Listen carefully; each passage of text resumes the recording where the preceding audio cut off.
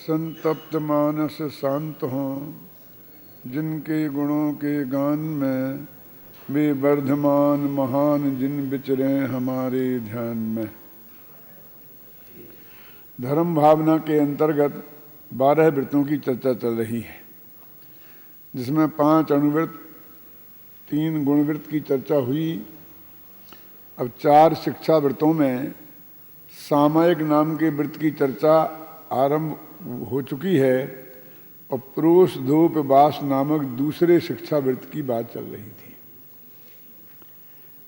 इन वृत्तों का नाम शिक्षा वृत्त क्यों है? क्योंकि जो मुनि धर्म है उसको प्राप्त करने की प्रैक्टिस रूप यह है, इसलिए इन्हें बोलते हैं शिक्षा वृत्त। तो इसका पहला है सामायिक और दूसरा है प्रोषधोपवास। सामायिक तो मूल धर्म है ही, आत्मा के ध्यान का नाम ही वास्तव में सामायिक है और आत्मा के ध्यान का नाम ही वास्तव में धर्म है। ध्यान ज्ञान के बिना होता नहीं है, क्योंकि ज्ञान के रिपीटिशन का नाम ही तो ध्यान है। जब हम कहते हैं किसी चीज का ध्यान रखो तो उसका यही अर्थ तो होता है ना कि किसी वस्तु को लगातार जानते रहो। जानना है ज्ञान और लगातार जानना है ध्यान। देखना है दर्शन और लगातार देखना है ध्यान। अपने त्रिकाली ध्रुव भगवान आत्मा को देखना है दर्शन और जानना है ज्ञान, और अपने ही त्रिकाली ध्रुव भगवान आत्मा को लगातार देखते जानते रहने का नाम ही ध्यान है। इसलिए ध्यान दर्शन और ज्ञान पूर्वक होता है। और सरल भाषा में हम कहें तो ज्ञान के रिपीटिशन का नाम ही ध्यान है। सामायिक में समय माने आत्मा और उस संबंधी जो चिंतन है, विचार है, ध्यान है, उसका नाम है सामायिक। इसलिए सब धर्मों में ये महान धर्म है। क्योंकि गृहस्थ एक ऐसा प्राणी है कि जिसे अपनी सारी आजीविका आदि कार्य स्वयं करना पड़ते हैं। न केवल उसे बनाकर खाना पड़ता है, बल्कि कमा करके भी खाना पड़ता है। और अभी वो 5 इंद्रियों के विषयों का ऐसा त्यागी नहीं हुआ है कि इस भोग सामग्री को पूरी तरह तिलांजलि दे सके। और ये भोग सामग्री परिग्रह के रूप में उसके सामने इकट्ठी होती है तो उसे जोड़ना और संभालना, ऐसी बहुत सी चीजें हैं जो उसके जीवन में कायम रहती हैं और इसकी वजह से वो 24 घंटा सामायिक नहीं कर सकता।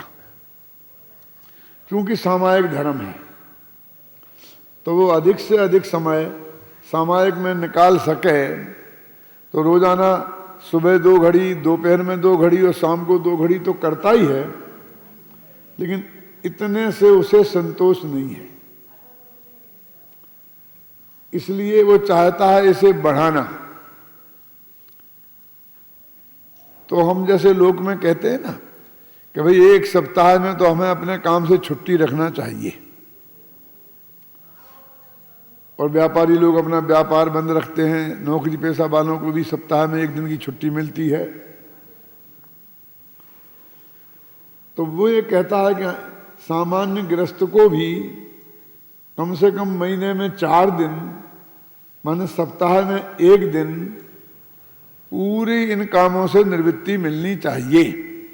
कमाने से, खाने से, बनाने से, यहाँ तक कि नहाने धोने से भी।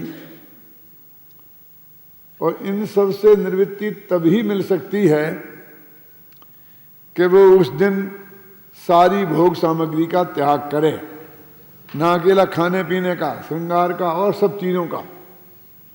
जब इन चीजों का वो त्याग करेगा एक दिन के लिए, 48 घंटे के लिए, जैसा कि कल बताया था कि अष्टमी का उपवास और सप्तमी और नवमी का एकासन, ऐसे 48 घंटे बीत जाते हैं तब एक पुरुष दो उपवास होता है। तो इतने काल के लिए तो 7 दिन में 48 घंटे मैंने 2 दिन हो गए ना। जैसे अमेरिका में 2 दिन छुट्टी होती ना, सैटरडे संडे, 5 दिन काम करो 2 दिन छुट्टी। तो हमारा जैन धर्म कहता है 5 दिन आप गृहस्थी के काम करो, आरंभ करो, उद्योग करो, जो भी करना है करो, और 2 दिन पूरी तरह से धर्म को रखो। और धर्म को तभी रखा जा सकता है कि जब 2 दिन जब हमें भोग नहीं करेंगे तो भोग सामग्री नहीं चाहिए, कमाना धमाना बनाना का चक्कर से बचें, तो हम 24 घंटे अपने आत्मा के ध्यान में लगा सकते हैं। यद्यपि 24 घंटे कोई आत्मा का ध्यान नहीं रहता है,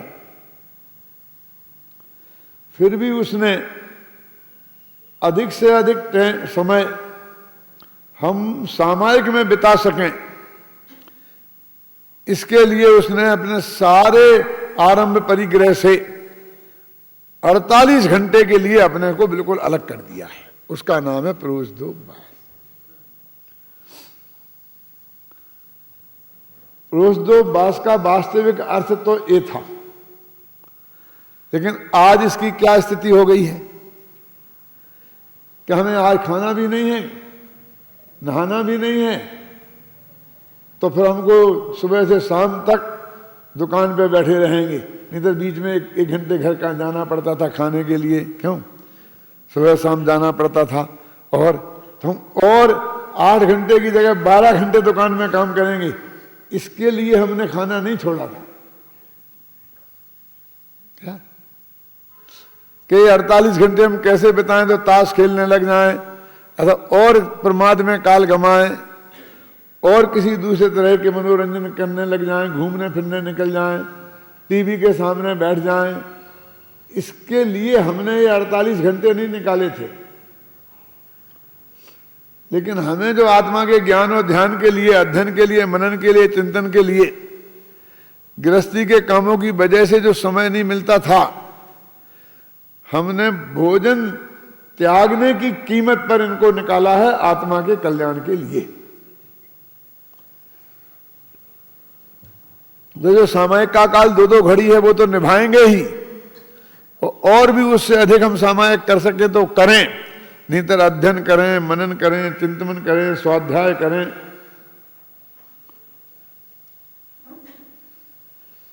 इसका ऐसा अर्थ भी नहीं है जो बहुत से लोग करते हैं, वे घर का काम तो सब छोड़ दिया, लेकिन ये 2 दिन हमारे लिए पूरा अवकाश मिल गया तो मंदिर की पूरी सफाई कर दें, सारी किताबें उठाकर उनकी झाड़ा फूंकी शुरू कर दें। क्यों, कहीं ना कहीं तो हमारे काम करने की जो आदत है ना, अपने घर में रहते थे तो घर की रोकड़ लिखते थे, तो घर का काम छोड़कर त्यागी बन गए तो समाज की संस्थाओं की रोकड़ लिखने लग गए, क्योंकि वो रोकड़ लिखना नहीं छूटती है, वो जिंदगी भर का जो अभ्यास है ना।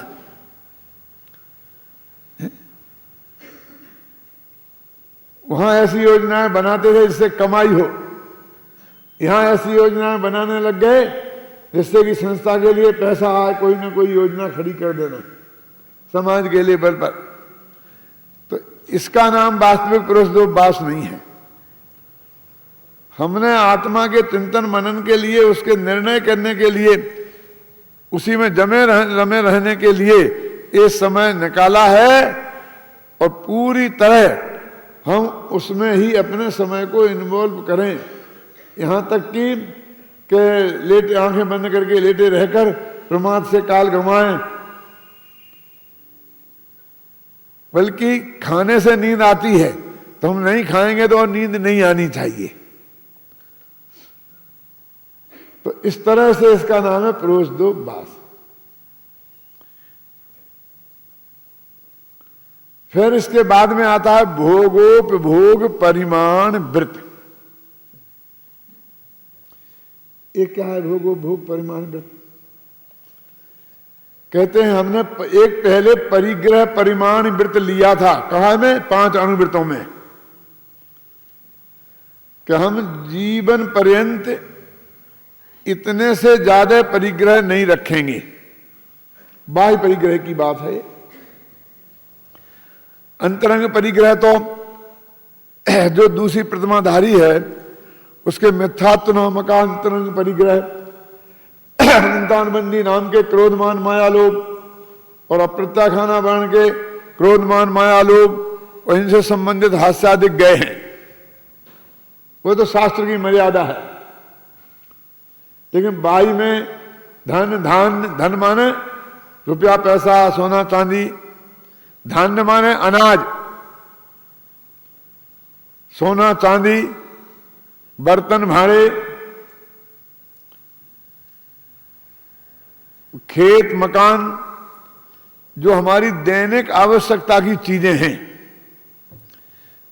जिनके बिना हमारा काम नहीं चलता है, उन वस्तुओं को आवश्यकता के अनुसार एक सीमा हमने बना ली है, उतने ही रखना, उसका नाम है परिग्रह परिमाण अनुव्रत। अब जो चीजें हमने रखी है ना इसमें परिग्रह परिमाण अनुव्रत में, तो कहते हैं कि वास्तव में तो हमको एक भी चीज रखनी नहीं चाहिए थी। मुनि धर्म तो उसे ही कहते हैं ना। तो इन रखी हुई चीजों में भी और घड़ी घंटा दिन के हिसाब से नियम के रूप में प्रतिज्ञा करना। पहले बताया था यम माने जिंदगी भर के लिए त्याग करना। तो ये परिग्रह परिमाणानुव्रत तो हमने जिंदगी भर के लिए त्याग किया। और ये भोगो भोग परिमाण क्या है कि घड़ी घंटा दिन महीने के हिसाब से, जैसे दिग्वृत देशवृत लिए थे ना, तो जो भोग और उपभोग सामग्री हमने अपने पास रखी है उसका घड़ी घंटा दिन की मर्यादा से और उसका भी त्याग करना, उसमें भी परिमाण बनाना कि हम कितना रखेंगे कितना नहीं रखेंगे, उसका नाम है भोगोपभोग परिमाण व्रत। ये भोगोपभोग क्या है? भोग माने जो वस्तु एक बार भोगने में आए उस वस्तु को बोलते हैं भोग्य वस्तु। भोग वस्तु वो भोग है। जैसे अपन रोटी खाते हैं तो रोटी में बार बार खाने में तो नहीं आएगी ना, है ना? और एक ऐसी वस्तुएं हैं कि जो बार बार हमारे उपयोग में आती हैं, जैसे पलंग है, ये कपड़े हैं, रोजाना पहनते हैं। तो जो वस्तु एक बार उपयोग में आए उसे बोलते हैं भोग, और जो बार बार उपयोग में आए उसे बोलते हैं उपभोग। पहले मैंने एक दफे बताया था शायद कि वृक्ष में और पौधे में क्या फर्क है। बहुत से लोग समझते हैं कि जो छोटा होता है उसे पौधा कहते हैं और जो बड़ा होता है उसे पेड़ कहते हैं, वृक्ष कहते हैं। लेकिन ये बात सही नहीं है। तो क्या सही है कि जो एक बार फल दे और उसके बाद वो खत्म हो जाए, मर जाए, उसका नाम है पौधा। और जो बार बार फल दे, प्रतिवर्ष ऋतु पर फल दे, उसका नाम है वृक्ष, पेड़। पेड़ और पौधे में अंतर छोटे बड़े का नहीं, बल्कि एक बार फल देने में और बार बार फल देने में है। ऐसे ही भोग और उपभोग में अंतर है। जो एक बार भोगने में आए उसका नाम है भोग, और उसका जो बार बार भोगने में आए उसका नाम है उपभोग। देखिए अपने पानी का जो मिट्टी का कुल्हड़ होता है ना, वो एक दफे काम में लिया और फेंक दिया तो वो भोग कहलाया। और स्टील का गिलास है, अपन रोजाना पानी पीते हैं, फिर धो के रख देते हैं, मांझ के रख देते हैं, फिर पीते हैं, वो हो गया गिलास, हो गया उपभोग। ये आज के प्लास्टिक के गिलास आने लग गए हैं क्या, जो एक दफे भी काम आते हैं वो फिर फेंक देते हैं। तो ऐसी हमारी जो भोगो भोग सामग्री है उसको यहां दो भागों में बांटा, एक भोग और एक उपभोग। वो जो परिग्रह में और भोग भोग में क्या फर्क है? परिग्रह तो वो रुपया पैसा भी है, ये भोग भोग में रुपया पैसा नहीं आएगा। वो वस्तु ही डायरेक्ट जो हमारे भोगने में आती है, ख्याल में है ना। तो कहते हैं उसमें भी हम परिमाण करें। जो परिग्रह परिमाण में पहले हमने मर्यादा बनाई थी कि जिंदगी भर हम इतने चीजों से ज्यादा नहीं रखेंगे, तो फिर उसमें भी हम परिमाण करें क्या कि हम इतनी ही इसका उपयोग करेंगे।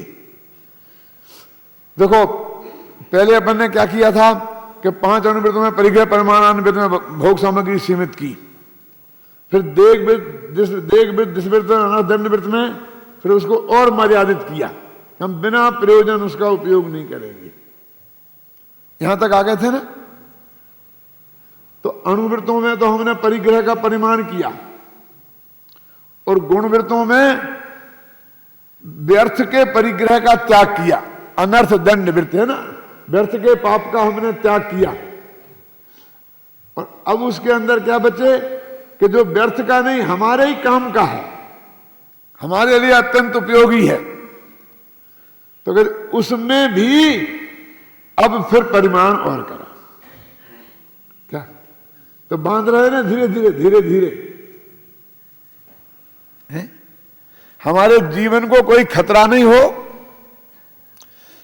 और देने के भोग की वस्तुओं के बिना हम आकुलित ना हो जाएं, हमारा स्वास्थ्य ना बिगड़ जाए, इन सब बातों का ध्यान रखते हुए अपनी इच्छाओं पर कंट्रोल रहे, इसके लिए मर्यादाएं बनाई गई हैं। कितनी वैज्ञानिक है क्या।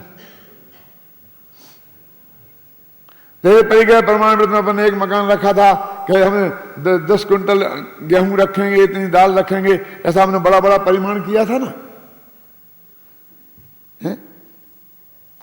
फिर हमने अनर्थ दंड वृत्त में, जिससे बिना प्रयोजन की चीजों का हमने संग्रह, जो परिग्रह परिमाण के भीतर भी आता था, उसमें भी हमने उसे सीमित किया था ना। और अब उसमें भी सीमित में सीमित जो अर्थदंड था, ख्याल में है ना, तो हमने उसमें भी उसको और सुनिश्चित किया। जैसे आपने दूध रखा था कि हम दूध पिएंगे, क्यों? अब आपने कहा कि हम तो बस रोजाना आधा किलो दूध पीते थे, और अब आपने कह दिया हम तो 1 ही पाव दूध पिएंगे। आप समझ गए ना? आपने माने जो चीज हमने ऐसी रखी थी कि हमारी भूमिका में त्यागने योग्य नहीं है, और उसके उतने ग्रहण करने से हमें कोई दिक्कत पैदा नहीं होती थी। धर्म में भी, धर्म की मर्यादा में भी कोई भंग नहीं होता था, पर अपनी स्वयं की इच्छा से क्या हमने उसको और सीमित कर दिया। हम 4 दालें रखी थी, तो कहिए नहीं हम तो एक दिन में एक ही दाल का उपयोग करेंगे, 4 का नहीं करेंगे। हमने 10 सब्जियां रखी हैं, लेकिन एक दिन में एक ही सब्जी लेंगे, 10 का उपयोग नहीं करेंगे। तो ऐसी ही हर चीज में जो अपनी भोग सामग्री है, काल की मर्यादा ले लेकर और उसमें और सीमित अपने को करना, उसका नाम है भोगोपभोग परिमाण। उन वस्तुओं में भी और मर्यादा को सीमित करना। फिर है अतिथि समविभाग वृत्त। ये क्या है? अतिथि माने क्या? तिथि माने तारीख, डेट नक्की होती है ना, उसे बोलते तिथि। तो जिस आदमी की आने की डेट नक्की हो तो वो अतिथि नहीं है, वो तो तिथि है। अतिथि माने जिसके आने जाने की कोई डेट नक्की नहीं हो, अचानक आ जाए, उसका नाम है अतिथि। ये जो अपन बोलते हैं ना कि हमारे यहां 4 मेहमान आए हैं, 4 अतिथि आए हैं, ये वास्तव में अतिथि थोड़ी हैं। इनके तो पहले महीना भर पहले खबर आ गई थी, फलां गाड़ी से पहुंच रहे हैं, वहां लेने के लिए आ जाना, भेज देना, सामान आना। अतिथि कहां है? तिथि नक्की है क्या? बिना प्लानिंग के जो आ जाएं, लेकिन वो बिना प्लानिंग के जो अव्यवस्थित गृहस्थ हैं, जो उनकी बात नहीं है। जो साधु है ना, उनकी कोई तिथि नक्की नहीं होती कि किस तारीख को कहां जाएंगे। क्या पहले से कुछ नक्की नहीं करते हैं। देखो हमारे यहां 4 आदमी भोजन करेंगे, तो 4 आदमी के लिए हिसाब से भोजन सुबह बनाते कि नहीं बनाते हैं? अपने भोजनालय का भी नियम है ना कि जिसको भोजनालय में भोजन करना हो, बाहर के आए हुए लोगों को वो 4 घंटे या 6 घंटे पहले सूचना देवें तो उनके लिए भोजन बनाने की व्यवस्था कर दी जाएगी। तो वे कोई अतिथि नहीं है क्या? लेकिन जो पहले से नक्की नहीं करते और अचानक आ धमकते हैं, ऐसे अव्यवस्थित ग्रस्तों की ये बात नहीं है। लेकिन जो साधु संत हमारे मुनिराज हैं, उनके लिए ये नियम है कि वे कहीं किसी के यहां ये नक्की नहीं करें कि हम आज तुम्हारे यहां जिमने आएंगे, निमंत्रण से नहीं जाएंगे। वे हैं